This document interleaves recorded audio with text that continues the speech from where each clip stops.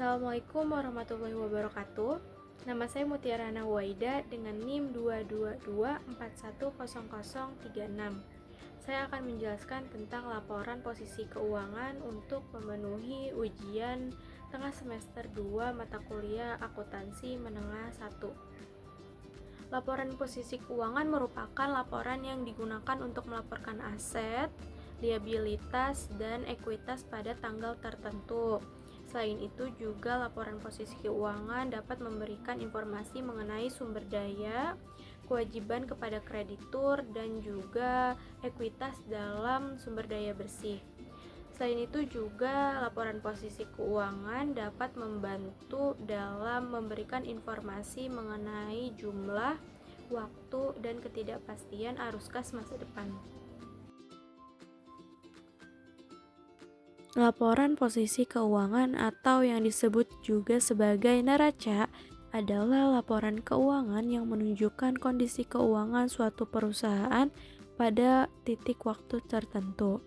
Laporan ini memberikan gambaran mengenai aset, liabilitas, dan ekuitas pemilik perusahaan.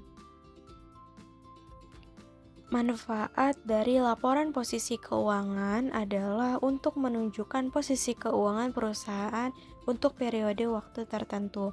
Biasanya ditetapkan pada tahun anggaran dan sisanya pada akhir tahun anggaran atau kalender. Fungsi lain dari laporan posisi keuangan adalah untuk mengevaluasi kondisi dan kinerja keuangan perusahaan. Yang kedua adalah sebagai acuan dalam membuat keputusan yang strategis, dan yang terakhir adalah sebagai dasar pertimbangan bagi investor dan stakeholder lainnya. Adapun komponen dari laporan posisi keuangan yang pertama adalah aset sama dengan liabilitas ditambah ekuitas. Aset adalah sumber-sumber daya bernilai ekonomi milik pribadi atau perusahaan dan diharapkan bisa menghasilkan keuntungan di masa mendatang.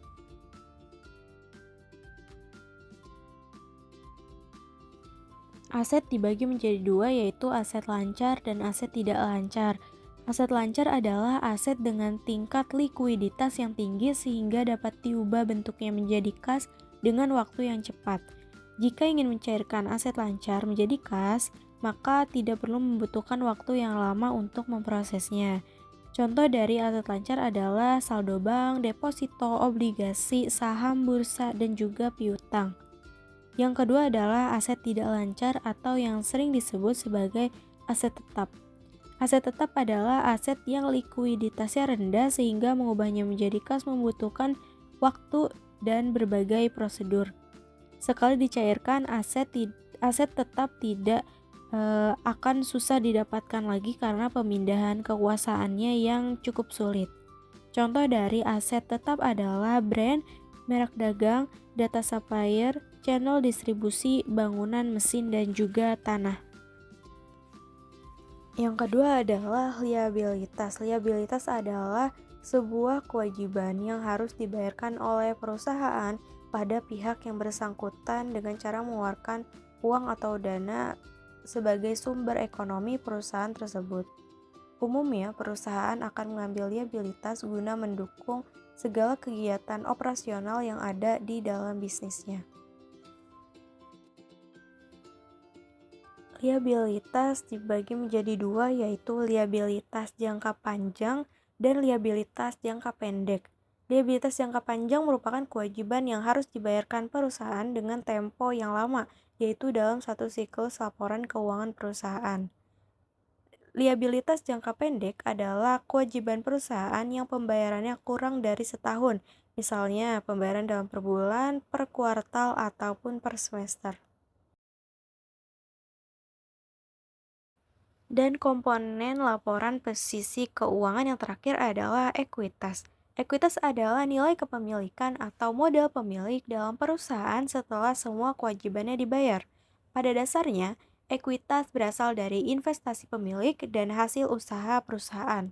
Ekuitas akan mengalami pengurangan dengan adanya penarikan kembali penyertaan oleh pemilik, pembagian keuntungan, atau karena kerugian. Berikut merupakan contoh laporan posisi keuangan PT Bank Ganesha Tbk.